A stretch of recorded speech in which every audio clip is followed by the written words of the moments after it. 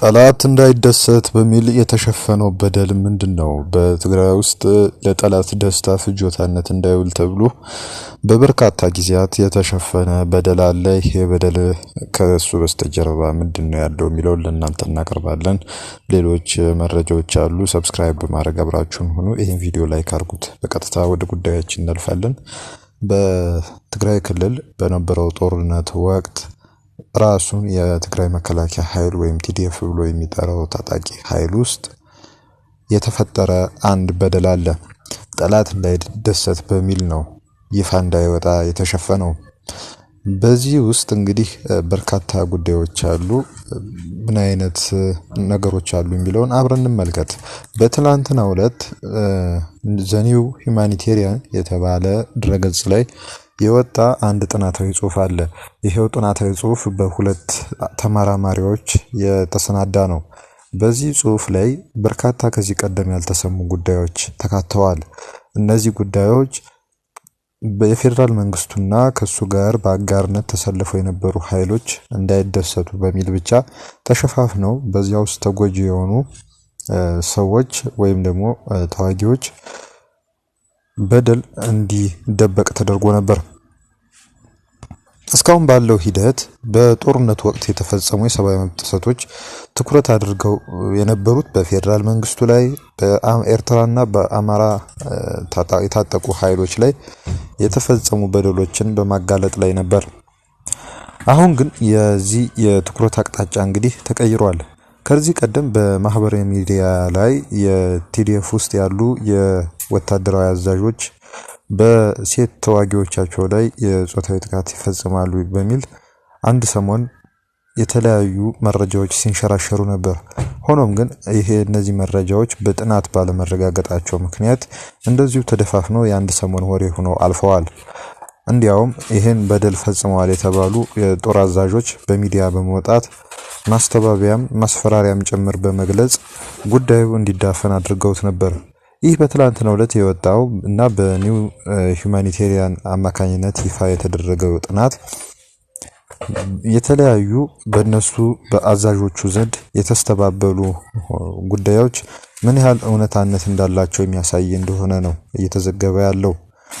ይህ ጥናታዊ ጽሑፍ በእጅጉ ሰፋ ያለና የጉዳቱ ሰለባዎች የሆኑ ሴት ተዋጊዎችንም ጭምር የነሱንም ቃል ያካተተ ጥናታዊ ጽሑፍ ነው።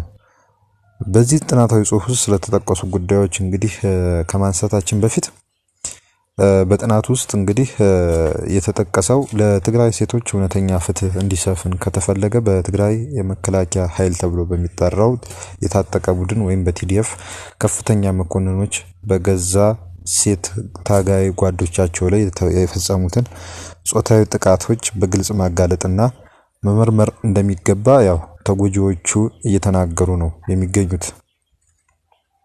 ወደ ጥናቱ ጉዳይ ስናልፍ ጦርነቱ ሲቀሰቀስ የነርስነት ትምህርቷን አቋርጣ ጥቃቱን ለመከላከል ወደ ግንባር ያመራችውና ለደህንነቷ ሲባል ስሟ የተቀየረው ትርሃስ የተባለች አንዲት ሴት ተዋጊ የተናገረችው ጉዳይ አለ። በትግራይ መከላከያ ኃይል ውስጥ አየሁት ያለችውን አስደንጋጭ በደል ለጥናቱ አጠናቃሪዎች ወይም ደግሞ አዘጋጆች እንዲህ ስትል ነው የምታስታውሰው። በትግራይ ኃይል ውስጥ የሚገኙ ሴቶች የሚያጋጥሟቸውን ችግሮች ለመወያየት በተጠራ ስብሰባ ላይ አንድ ታጋይ ሴት ተነስታ በድንገት ማልቀስ ትጀምራለች። አንድ ከፍተኛ ኮሎኔል ወጣት ሴቶችን ወደ ክፍለ ጦሩ እየመለመለ ወታደራዊ ስልጠና ከመስጠት ይልቅ አደንዛዥ እጽ እያጠጣ እንደሚደፍራቸው ተናገረች። ከተጎጂዎቹ መካከል እድሜያቸው 12 ዓመት የሆኑ ህፃናት ጭምር እንደሚገኙበት ለማወቅ ችለናል በማለት ትናገራለች። ይህንን ተከትሎ በተቋቋመው የምርመራ ቡድን ውስጥ የተካተተችው ትርሃስ ቢያንስ 9 ሴቶች በዚሁ ኮሎኔል ጥቃት እንደደረሰባቸው አረጋግጠዋል። ሆኖም ግን ኮሎኔሉ በሹፌሮቹ በጥበቃዎቹና በደህንነት ሹማምንት በሚመራ ሰፊ መረብ ጥበቃ ይደረግለት እንደነበርና ጉዳዩን ለማጣራት የሞከሩ ታጋዮች ላይ ዛቻና ማስፈራሪያ ይደርስባቸው እንደነበረ ገልጻለች። በወቅቱ በትግራይ ኃይል ውስጥ ሴቶች እስከ 30 በመቶ የሚሆነውን ድርሻ ይይዙ የነበረ ሲሆን የነበረው ወታደራዊ አካባቢ ግን ለሴቶች አስቸጋሪና ምቹ ያልነበረ መሆኑን የቀድሞ ታጋዮች ይናገራሉ። ከፍተኛ መኮንኖች ወጣት ሴት ታጋዮችን ለጾታዊ ግንኙነት ፈቃደኛ እንዲሆኑ ለማስገደድ የሬዲዮ ኦፕሬተር እና የጽህፈት ቤት ስራዎችን እንደ ማባቢያ ይጠቀሙ እንደነበር በዚሁ ጥናት ላይ ይመለከታል። እንዲሁም ለአዛዦቹ ፍላጎት እምቢተኛ የሆኑ ሴት ታጋዮች ወደ አስቸጋሪ የጦር ግንባር እንዲዛወሩ ይደረግ እንደነበርም ይሄው ጥናታዊ ጽሑፍ ያትታል። በየክፍለ ጦሩ የተዋቀሩት የሴቶች መብት አስከባሪ ተወካዮች ወይም ጀንደር ፎካል ፐርሰንስ ሪፖርት ሲያደርጉ ከፍተኛ የበቀል እርምጃና ዛቻ ይደርስባቸው እንደነበረ ይህ አዲስ ሪፖርት ያመለክታል። የቀድሞ የህወሓት ከፍተኛ አመራር የነበሩት እና ስማቸው ሰዓረ ተብሎ የተቀየሩት ግለሰብ እንደሚናገሩት በትግራይ ኃይል ውስጥ ጥፋተኞችን የመከላከል መጥፎ ባህል ሰፍኖ ነበር። በጦርነቱ ወቅት የትግራይ አመራሮች የአንድነት ምስል ለመፍጠር ከመጠን በላይ ተጨንቀው ስለነበር የሴቶች ደህንነት ጉዳይ ወደ ጎን ተገፍቶ እንደነበረ ነው የሚያምኑት። ሌላዋ ከፍተኛ የጦር መኮንን የነበረችውና ስሟ ወደ ራህዋ ተብሎ ወደ የተቀየረው ሴት አዛዥ ስህተቱን ስታምን እንዲህ ትላለች። ይህንን ጉዳይ በወቅቱ በከፍተኛ ደረጃ አላስተጋባነውም።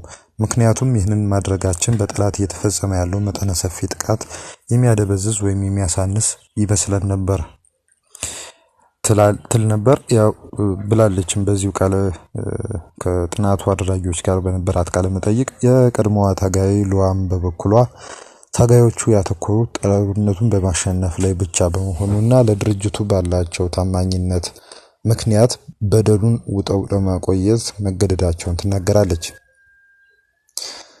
እንደ ኢትዮጵያን አቆጣጠር በ2022 የፕሪቶሪያ የሰላም ስምምነት ከተፈረመ በኋላም ቢሆን በትግራይ ውስጥ ለሴቶች ያለው ሁኔታ አልተሻሻለም። በአሁኑ ወቅት ባለው የትግራይ አስተዳደር ውስጥ እየታየ ያለው የፖለቲካ ክፍፍልና ሽኩቻ ወደ አዲስ ግጭት ሊያመራ እንደሚችል እየተሰጋ ይገኛል።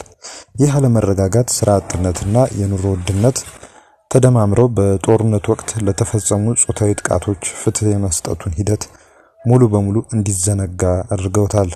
በመቀሌ የሚገኝ አንድ የሰብአዊ መብት ተሟጋች እንደገለጸው በአሁኑ ወቅት የጾታ ጥቃትን የሚያነሱ አካላት ጉዳዩን የሚጠቀሙት ለፖለቲካ ፍጆታና ተቀናቃኞቻቸው ለማጥቃት ብቻ ሆኗል። ለተጎጂዎች እውነተኛ ፍትህ መስጠት ግን በጠላት ኃይሎች የተፈጸሙትን ብቻ ሳይሆን በገዛ የትግል ጓዶቻቸውና አዛዦቻቸው እጅ የወደቁትን ሴቶች ሰለባነትም በግልጽ አምኖ መቀበል እንደሚጠይቅ ነው ይሄ ጥናታዊ ጽሑፍ ያመለከተው። ይህ ጥናታዊ ጽሑፍ እዚሁ አዲስ አበባ ባሉና በሌሎች የትግራይ ጉዳይ ይገደናል ወይም ደግሞ ያገባናል በሚሉ የህወሓት ተቃዋሚ በሆኑ ሰዎች ዘንድ በሰፊው እየተጋራ ያለ ጽሑፍ ነው።